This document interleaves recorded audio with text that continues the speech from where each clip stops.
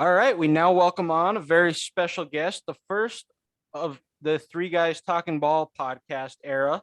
Last tried to get him on last week, but had some scheduling conflicts, so he's joining us this week instead. Grant and Ethan aren't able to join us, but they sent me some questions to ask him. So last week we got to see about 262 college players fulfill a lifelong dream of theirs, get their name called during the NFL draft. However, that dream isn't dead for the players who didn't hear their name called.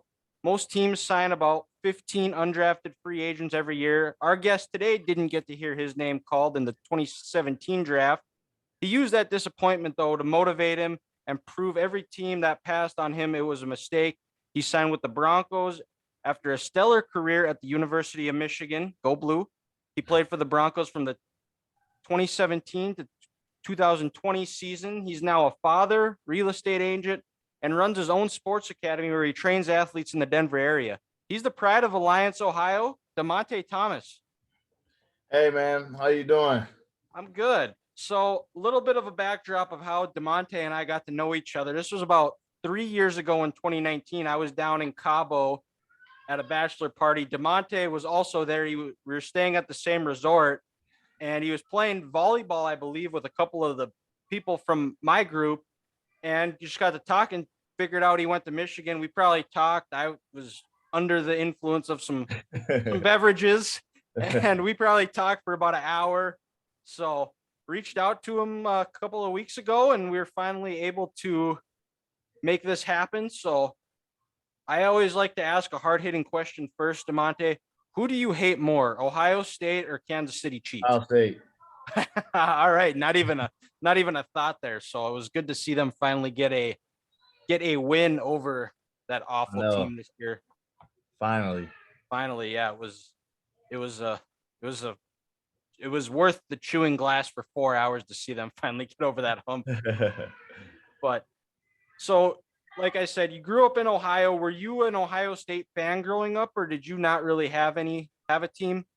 I didn't really have a team that much. I know. I just like watching college football, and more importantly, I just like going outside and just playing football with my friends and my neighbors more than anything. But if I would have had to pick a team growing up, it was definitely Florida when they had Chris Leak. I thought he Okay. was one great quarterback, and I really loved them at the time. But as my time came up and I got my offers, Michigan was my favorite school. Okay. What made you decide to go to Michigan? I think I was looking at the whole atmosphere of a college. What can they offer me for sports? What can they offer me for education? And what can they offer me after football? And what can they offer me if football didn't work out? And to me, it's Michigan checked all those boxes for me to still allow me to be successful, even if football wouldn't have worked out, especially with the alumni that we have. It seems like everywhere I go, I hear that "Go Blue." I always joke with my girl because she went to ASU and she gets mad all the time because when we're traveling at the airport together on vacation or going to go see our families, she's always like, "Why is Michigan everywhere? Everywhere's all people's always wearing Michigan, Michigan, Michigan, Michigan." And then once we saw like her college and she got excited, and I was like, I just think that people just like love Michigan. So many people went to school there because it's such a great program for sports and for education. So I think that was my going factor for the University of Michigan. Okay. Yeah. So you that's interesting that you chose Florida because the coach of Chris Leak at the time was Urban Meyer. Did you hear from Urban Meyer, or what was if you did hear from him, that first call you got from him, what was that like? Yeah, not everybody, not no one knew this, but I was actually down in Columbus doing I think I was down there for wrestling. And actually, as I was committed to Michigan, I took a visit to Ohio State. It was just I was near campus because I think I was there for wrestling, and I stopped in there and talked to Urban. And he was a cool dude, but he kind of seemed a little sketchy to me. Sorry if you hear my son in the background. Seemed a little sketchy to me, so I was kind of just like, yeah, I think Michigan's the right place for me. And also, I gave Michigan my word that I wouldn't decommit. So, I wanted to keep my word, and I think it worked out best for me. Although my cousin went to Ohio State and he got the national championship rings and all those different things, I always say I got the degree and I got the education and I got the things that's going to take me further than those rings. Now, I'm not saying that I want to win a championship ring. It'd been great to have all that at Michigan and win a ring, but I'm happy with my decision. Yeah, for sure. Who's your cousin that played for Ohio State? Bronte Dunn. Okay. He was a runner. We're from the same hometown. Oh, gotcha. Okay. So you went to Michigan. First couple of years was a little bit rough, and they bring in Coach Harbaugh. What was different from the Coach Hoka era to when Coach Harbaugh first stepped onto campus at Michigan? I don't think anything was different that much. I mean, coaching was a lot different. You know, Hoke is a great recruiter. But what Hoke lacked in was his assistant coaches. I felt like his assistant coaches wasn't doing a good job of player development, getting players ready for college, and getting them ready to play. Hope did, if you think about it, Hope recruiting class was special. You know, Yeah. he had Jabril, he had Jordan Lewis, he had Channing Strimley, he had Taco Charlton, Jake Budd. Like, he had all the Shane Moores, he had all these great people. But if we would have had a coaches that could develop us early, I think that our junior senior year, um, with Harbaugh, I think we won a national championship with no problem. But Harbaugh had to pick up the slack of developing us and bringing in the right assistants to help us, get better. So I think that was the biggest night and day. It was just the assistant coaches being changed. Okay. Yeah. It was a rough couple of years, and your class was definitely the class, that leadership class. You guys were juniors at going to be juniors at the time, and I look at your guys' class as the class that really helped get Michigan back on the right track, get the train tracks rolling. Yeah. And you could tell Go ahead. even after that first game against Utah where you guys lost, I felt different about that team. You guys were more physical, you felt more prepared, which goes back to the assistant coaches. Yeah. And what was your first interaction with Coach Harbaugh like? It was cool. You always hear about the Harbaugh family, because they're actually from Ohio too. They're Yep. from like 45 minutes from where my hometown is. Because So him you and grew up, Urban, him huh? and Urban were born in the same Same hospital, I hospital, believe. yeah. So it's crazy to think about all the great athletes and coaches that come from Ohio. Just tells you the state of Ohio, how lucky we are to have, the things that we have with sports. But yeah, when Harbaugh came in, man, he was super cool player coach. He really cared about his players. He wanted the best for his players, and in return, we wanted to play for him. We wanted to give him our all since he gave us our all. He definitely is as crazy and as funny and has crazy stories as you hear and that you see. So my interaction is, so far he's been my favorite coach that I've ever had as a head coach. Um, yeah, he was just special. All right, what so we'll stay on that track here. What is the best Jim Harbaugh story you can tell us? I think the best story I can ever tell you guys is we're in Utah, and I forget what they call it exactly where you walk at. It's like super religious. Oh, the Latter-day Saints Yeah, I think church. that's where we went and saw. And as we're walking out of the hotel, I'm walking close to Coach Harbaugh, and all I hear is click, click, click, click, click, click. And I'm like, dude, why does it sound like somebody got their freaking cleats on? So I look back, and there it is. It's Harbaugh wearing his Adidas cleats that he colored over with a Sharpie, because he didn't like Adidas. He wanted a Nike, but the Adidas one, I guess, fit his feet. But yeah, this man really wore his cleats out to go to the walking. And this is not even like, this is the day before the game, I believe it was too. So it wasn't even like we had a game in the next few hours. This was just Harbaugh being Harbaugh. So I think that was, at that point, I was like, yeah, this dude just truly loves the game. He loves the sport. So that was my funniest story about Coach Harbaugh, is him wearing the cleats into a super religious place, and wasn't surprised that he was wearing cleats. Because, well, he wears those everywhere too, doesn't he? He wears them like Yeah, and that's the during the thing. game. People always say he always wore them, like he wears them everywhere, and I didn't believe them. I was like, yeah, there's no way that he would wear them. I was like, yeah, okay, maybe he wears them practice and stuff, but no, he actually wears them. He probably wears them shopping. Not to be honest, like I wouldn't be surprised if he wears them shopping, if he wears them to the airport, and I wouldn't be surprised if he just slips them on like a regular slippers. Yeah, I can't really put anything. I mean, the story this year when they were in Penn State when his pants caught on fire, and yeah, it's always I always laugh when I hear a good Harbaugh story. Is it true? Because I remember reading a different article though about the not he doesn't want you guys eating chicken before a game because it's a nervous bird. Yeah, he said, yeah, no, he don't want us eating chicken for the game because it's a nervous bird. So we never ate chicken. We ate steak and pretty much steak before games. That's Yeah, awesome. he And really did used to say that. I remember reading that. Now I think somehow I've started that. I coach, and then if I have anything big, I eat steak before. I don't eat chicken before Michigan games. I Yeah, don't eat chicken. I eat steak. So which I it has no implication to how Michigan's going to play. But you know what, Coach you Harbaugh did does it. it. It must work. So Yeah, Harbaugh doesn't do anything that doesn't work. so you finish your career at Michigan. It was a great career. Uh, Probably wish you would have been able to get a win against Ohio State. JT was short. We all know that. What was I guess yeah, I'll ask you, what was that game, because you were on the field when that play happened, correct? Yeah, I was on the field. I was right behind Delano, actually, and when I saw it, I was like, yes, we're finally gonna beat them. But I mean, everybody look at that play like, that's the play that determined the game. And honestly, it wasn't, man. We were whooping their ass the whole game. And what killed us is, Wilton threw I think it was a pick six. Then he Yep. fumbled on the goal line, and then Yep. he threw had another interception. So it's just like we had three turnovers, and I remember when we were beating them, it was quiet. Our horseshoe was, you couldn't do anything. You couldn't hear anything. It was just super quiet. And then once you got those three turnovers, that's what happens, man. The defense went out there and did everything they can, and three turnovers killed us. So, I mean, I know it sucks that it wasn't a first down, and I still to this day tell myself it wasn't a first down. But then I started thinking about the game as being an athlete out there and just saying there shouldn't even been in this game. Like that should have been that play should have been there for them, hopefully to at least lose by 7, because Yep.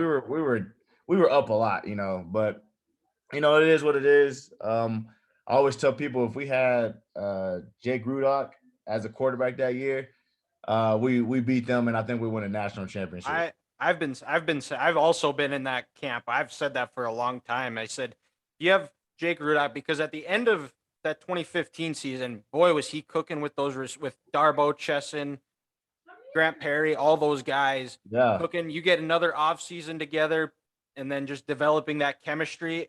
And yeah, the way he was able to use his leg, nobody looked at Jake Rudock and thought he was a runner. runner, but Yeah, he can he run. he was effective with it. He Yeah, knew how to get out of situations, and that was probably one of his biggest strengths. I think yeah. that was something that Harbaugh really he some Harbaugh magic that because at Iowa you didn't really see that. Yeah, no, not that much. But I will say I think that one thing that Rudock did a really good job with was not having turnovers. Yep. And I remember telling Wilton before the Ohio State game, I was like, "Yo, man, if you don't have turnovers, we win in this game because we knew our defense against their offense, they couldn't go toe to toe with us. They did have Malachi. They did have a really, really good slot receiver, but it was like, all right, we got Jordan Lewis, we got Jabril Peppers, we got Channing Strickland. Yep. 3 out of 1 of these guys are going to strap you up. And in that game at first, me and Delano was covering him, and we was having, it's a different ball game covering somebody that's quick and shifty like that, and being bigger safeties, because Yep. he was a really, really great receiver. So then we're like, so our adjustment was, all right, Jordan, like you're the best corner like that we got, like physically this is you, like you can cover small guys like this. And we was like, Jabril, you just got to get us home. Like you got to keep creating pressure, but we need you by the box, just in case they do run. And me and Delano were like, all right, one of us going to say hi, and we're just going to go cover the bigger receivers because they don't move as well as the slot. So once we went into that, they had no answer. They couldn't do anything. Like they were just frozen. But yeah, if we don't have turnovers that game, we win. But Rudock was great with not turning the ball over. And I wish O'Corn would have panned out. Yeah.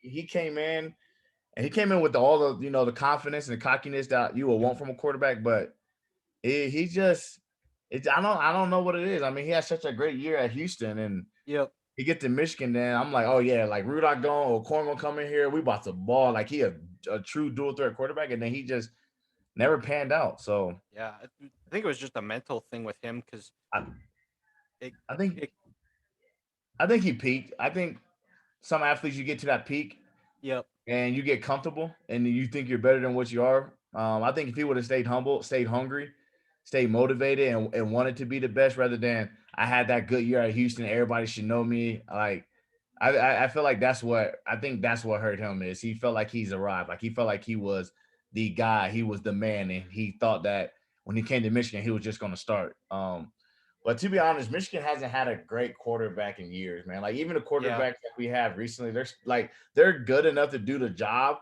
But I mean, you think about Ohio State, Alabama, Oklahoma. Like, how are these guys landing quarterbacks that are true dual threat quarterbacks that are just great 4-star, 5-star athletes that's just balling?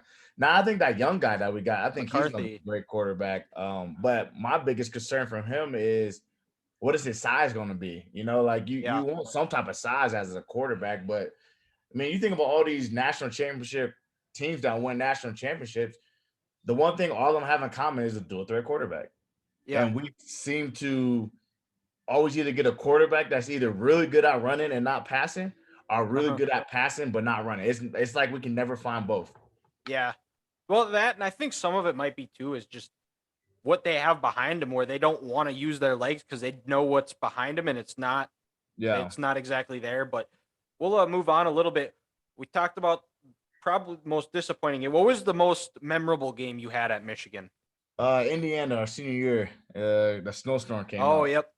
That was the game leading up to going to Ohio State. So that game was special to us, man. It was our last hoorah. You know, a lot of us was going into the NFL that year for defense. So that was my most memorable game is Indiana the snowstorm. Okay. Yep. That was snow and football. Those are games you don't forget. Yeah. And then so you graduate.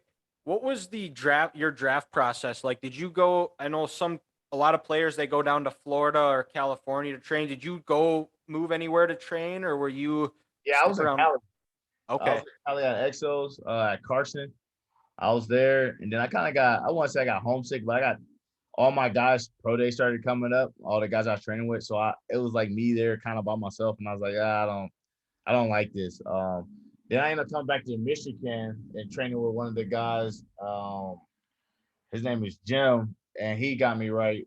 So yeah, I went to Exos and ended up back at Michigan. Okay. What were you invited to the combine?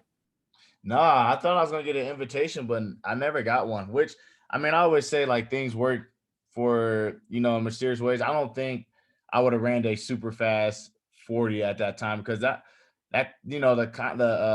combines come up pretty fast. And since I didn't do the combine, I think I had like another month, maybe month and a half to train because our pro day was so late at Michigan. So it was. I think it worked out in my favor. Now, don't get me wrong. I think if I went there, I will show up and show out. Yep. And I think I probably could have got drafted because I mean I know I looked good in everything I did, but I think mentally I was so caught up with I can't believe I'm not hearing from any coaches yet or anything like that. I think mentally I wasn't ready at that time. Okay. Yeah. And then so what teams were you able to did you work out for, and what teams did you hear from? I worked out for the Lions. Um, I think every team in your like the state that your college is, I think they can that pro team can invite you in to do like a little camp, and they invite Okay. like all the people in Michigan that's trying to get drafted and stuff like that. But that was it. I heard from the Ravens, I heard from the Broncos, I heard from the Lions, I heard from the Colts, I heard from a few other teams, and the Broncos was actually my signing bonus for them was 5,000. I had teams that offered me more, but to me, I felt like Denver has so many athletes and so Yep. many tools on defense that I was just like, even if I don't make the team here, I can learn so much from Aqib Talib and Chris Harris and Darian Stewart and TJ Ward. Like when you think about it, man, they have some great athletes out Oh there. So yeah. I wanted to learn how to compete. I wanted to learn how to be a pro. So why not go to somewhere where they're stacked at those positions where I can learn all that? So Okay. Yeah. Well, yeah. I mean, they were just coming off a Super Bowl 2 years from when yeah. you signed. Did you? leading up into the draft and hearing throughout the days, did you have an idea of if you were or weren't going to get drafted? Was it a surprise you weren't drafted, or did you already kind of have an idea that you knew? Yeah, man. So I had family member over for the draft party, and the Ravens called me and they're like, "Hey, we're thinking about taking you in the fourth round. If we don't take you, we're taking a quarterback." I was like, "All right, cool. I really want to play with you, Harbaugh. Your brother coached me. I love him. I know you guys are the same because he came around a few times too. Obviously hang out with his brother and Yep. talk to us as a team and stuff. But as they came up on the fourth, I get a call, and so I'm telling everybody turn everything down. Think I'm going in the fourth. I get a call and it's hardball, and he's like, "Hey man, I just want to let you know that I'm really trying to pull for you. We're either gonna take you or a quarterback right here." So I'm like, all right, cool. Next thing you know, it comes up and it says the Baltimore Ravens is going to select safety, and I was like, oh. And then they said another safety from a different school, and Oh, I was like, no way. So he was like, man, I'm sorry. I really hope that you will still come out here for training camp and stuff like that. And I I was pretty mad that I didn't care that I didn't get drafted. What I was mad about is the honesty. Like, if you're not gonna draft me, just say you're not gonna draft me, man. Like, if and not now, and I probably would have ended up going to the Ravens if he would have just kept honest. But once you burn that bridge of honesty, like, to me, I'm like, all right, what you're gonna say? I'm gonna come out here and you're gonna give me a shot, and then you're yep. just already gonna cut me because you already got guys that you want. So I was like, I want to go somewhere with a fresh start, new start. And what's crazy is against them, I think it was my second year. I was hurt a lot my second year. We're at I'm warming up trying to see if my body can go, and it wasn't ready. I couldn't go. And he comes over to me. He's like, "Hey, Demonte," and I was surprised that he remembered my name. And he was like, "Hey, I just want to officially apologize on the way things went down."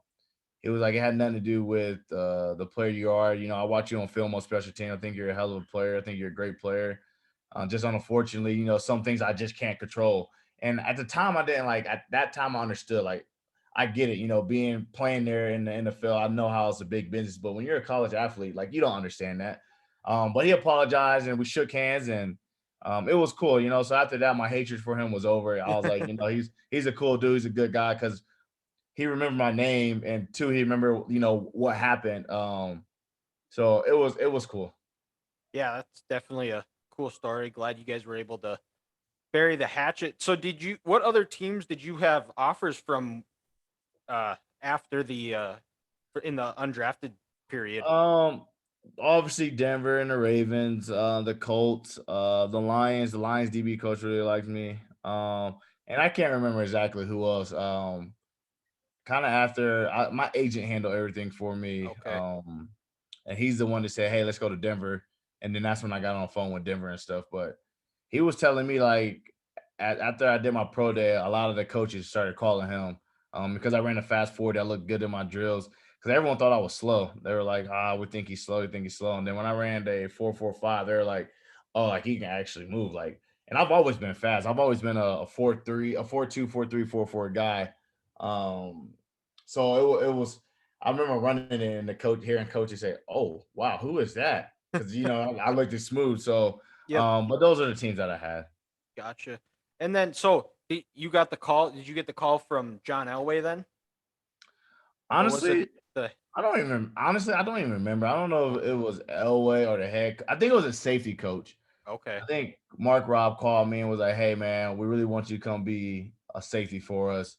What do you think about coming out here and playing for us?" And I love Mark Robb, even to this day. Actually, I'm gonna have to text him or call him after this because I haven't talked to him in a while. But Mark Robb is he played in the league for a long time, but he was a great coach and a great mentor for me. He taught me a lot about football, and knowing the football field and understanding everything as far as in, like, playbooks and understanding the concepts and route combinations. So he taught me a lot of the football aspect of the game and how to be a true pro.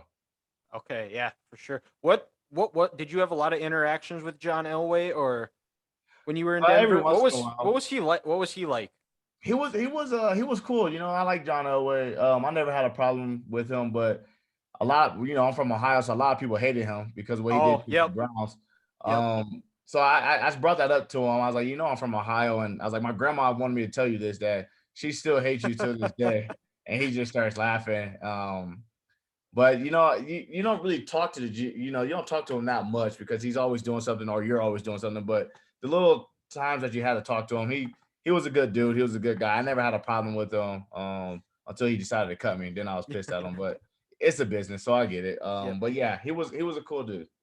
Yeah, for sure. So you sign with Denver and you go to rookie mini camp and you have your mini camps and then go through training camp. What did you have through all that process? Did you have a welcome to the NFL moment, like where it was, oh, this is different from college or high school?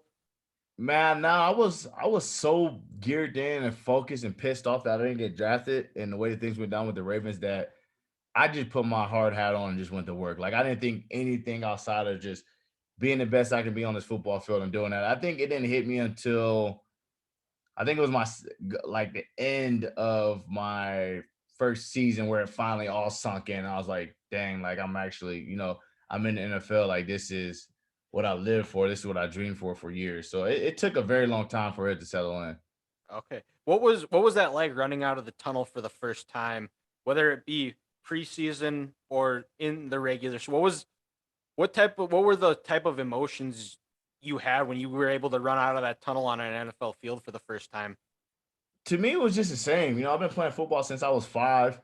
So I mean, obviously, don't get me wrong, I was super excited. I had the butterflies, but to me, it felt like I was running out on the football field for the very first time when I was 5 again. And you just take a deep breath and sink it all in, and then you just, you go play ball. But I think playing at Michigan, I was just like, they don't have 110,000 fans, so You like I know, was just calm and relaxed and chill. Um, I will say though, Denver. Maha Stadium is a lot louder than Michigan's. And obviously it's because Michigan grows up like this, but yeah, that stadium was rocking. It used to yeah, get so loud, like it used to shake. So it was cool. I think that moment when I was on the field and you look around and you just hear it, defense, and it's just shaking and it's loud, and you got guys against you that's been in the NFL for years. You got guys that you're going against that you grew up watching and you idled and you wanted to be like growing up and stuff. And in that moment, it's like when I was out there in the middle of the field, I just looked up and I was like, dang, like this is it. So I think that moment stuck out more to me than running out of the tunnel. It was actually stepping on the field and just hearing it and listening to everything and watching everything just play out. okay, yeah, for sure. It was, yeah, that I can't imagine what that's like. Did Because you started your rookie year, you were mostly on the practice squad, Yeah. and then as an undrafted guy, did you have part during training camp or during a preseason game where you had that feeling that it clicked, like I'm gonna make the roster? Yeah, I mean, every day I felt like I could make it because one guy down, the next person's up.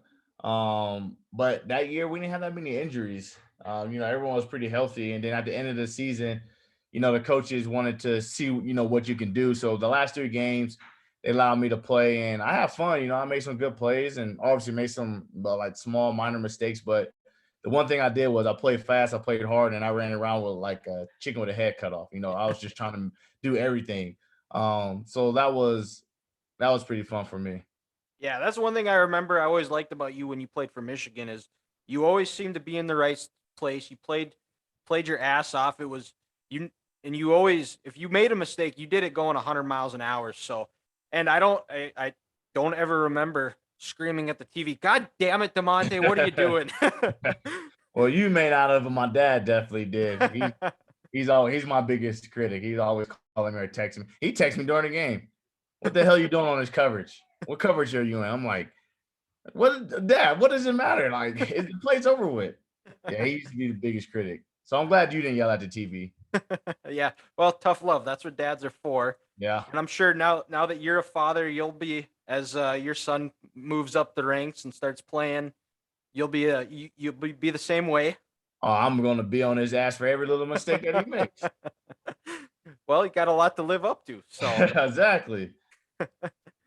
so and then you had some injuries, and then when did you decide that you were Yeah, your time was up in the NFL. What went through as far as like, you sat down and thought, I've had a good run. I've time to move on to the next stage of my life. Yeah, I think when I got hurt, I had to sit out a year. I was like, all right, I can do this for 2 or 3 more years, and then COVID happened. So, once COVID happened, it was like everything shut down because I had teams contact me as soon as I got hurt, but COVID shut everything down. And after a year of COVID or 2 years of COVID, you couldn't do much. All the travel restrictions were so strict, and then the Yep. NFL was getting strict. It was just like so then, I was just like, you know what, it's my time just to hang it up. It's my time just to give it up. I had a great run. I had fun. I'm part of the 1% that can say they played and had a son and just like, what? Now I live for him. Everything I do is for him. So Yeah, for sure. And then what got you interested in being a because now you're a real estate agent. What got you interested in selling houses? I've always liked real estate. I've always seen like a lot of rich people, a lot of successful people have always been in real estate.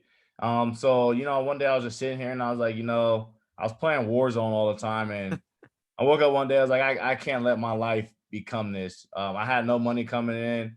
I was like, my money's just continuing just going down from paying for bills and stuff. I was like, I have to have some type of job where I have income. It's not like I was a multi-millionaire and I have Yep. millions of dollars to sit on. So I was just like, I went through a deep depression. I was just like, you know what? Like, enough is enough. Like, you can control your life. Like, you can, if you wanted something bad enough in life, you'll find out a way to get it. And started thinking, what can I do? What should I do? And I was like, let me go get my real estate license. I've always wanted to be a realtor if sports never worked out or something like that. So I got my license and I've been having fun with it ever since. I like helping people. I like helping people find their dream homes and helping people, sell homes, whether they're selling to buy another house or they're selling to move out of state. I just love helping people and meeting people. And I met a lot of interesting people through real estate. So it's cool. And I get to golf a lot. So can't complain too much. Yeah, that's exactly it. You can't complain when you're on a golf course Yeah, exactly. unless you're playing bad. But Well, I play bad all the time. yeah, well, you know what they say, Demonte, is a bad round of golf beats a good day of work. That's very true. Yeah. And it is a very interesting process. I just recently went through the process. I just bought a home at the end of last year, so it's it's a lot of information to figure out and Yeah. find, but definitely if you are in the Colorado area, hit Demonte up. He'll get you into the right home. Yeah, And of then you course. I also and then when did you start your performance academy? What's it called? Dymonte Thomas Sports Academy. Okay. I started that last year. I was training kids for free and then decided to, start a gym and open a gym because I think there's a lot of kids out here that find a trainer or a mentor, and I won't say they got them down the wrong path or the wrong way, but I think that some of the things that they teach them, there's different ways to do it and there's different ways to approach it. And I got tired of getting on Instagram and Google and seeing all these weird and crazy drills that I'm just like, this kid, there's no point or reason this kid should be doing a drill like this. Like, there's so many other drills that can help a kid um, become a better athlete mentally, physically, spiritually, whatever the case may be. So I wanted to help kids reach their dreams and their goals. I had a mentor slash trainer growing up as a kid myself. He actually coached my dad in football as well, but he mentored me a lot and he taught me a lot about how to become a better athlete mentally and how to become a better athlete when I compete and how to let things go. And he was like a father figure to me. So I want to be a role model for these youth kids so that one day they would be given a podcast speaking to someone saying, I had a guy that helped me reach my dreams and my goals that I really looked up to. And now I want to do the same thing. So I think if it wasn't for him, I don't think I would be doing what I'm doing now, but he has such a strong impact on me and my life um, that I wanted to be like him. I wanted to do something similar to him. Yeah, for sure. It's always cool to see, especially like you said, like you see stuff on social media, and that's just a toxic place, especially where people glamorize. Like you'll see guys going up in other kids' face, start clapping in them, and then the technique is off, and like people just what you're not watching the right Yeah, stuff. It's yeah, like it it's horrible. It's like the technique is awful. It's just bad. So it's definitely a good thing. Do you train athletes in things other than football, or is it just mostly a football? We do every sport, every athlete. We got gymnasts, basketball players, baseball players, lacrosse players, football players. We got it all. Okay. Do you get a lot of crossover between sports athletes? What age groups do you train? 6 through 18, and yeah, we Okay. get a lot of cross sport athletes, athletes that do more than one sport. But there are also a lot of athletes that just do one sport, which to me is really weird to be a young athlete playing one sport. Because if you look at the NFL draft, most of the guys who are drafted were 2 or 3 sport athletes, and I think Yep. like every sport ties into the other sport that helps you become a better all overall athlete. So if you're watching this or listening to this, parents, please stop trying to tell your kids that they should only do one sport and they should only focus on one sport. Because granted, they will probably be good at that one sport. Don't get me wrong, but you're missing out on other sports that would help them.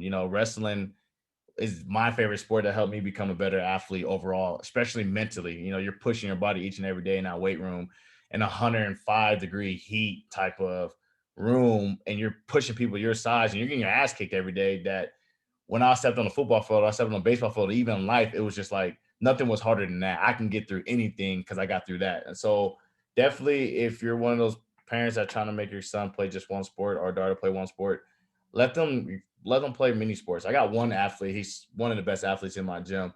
His mom actually got him in golf, tennis, football, basketball, and I think wrestling.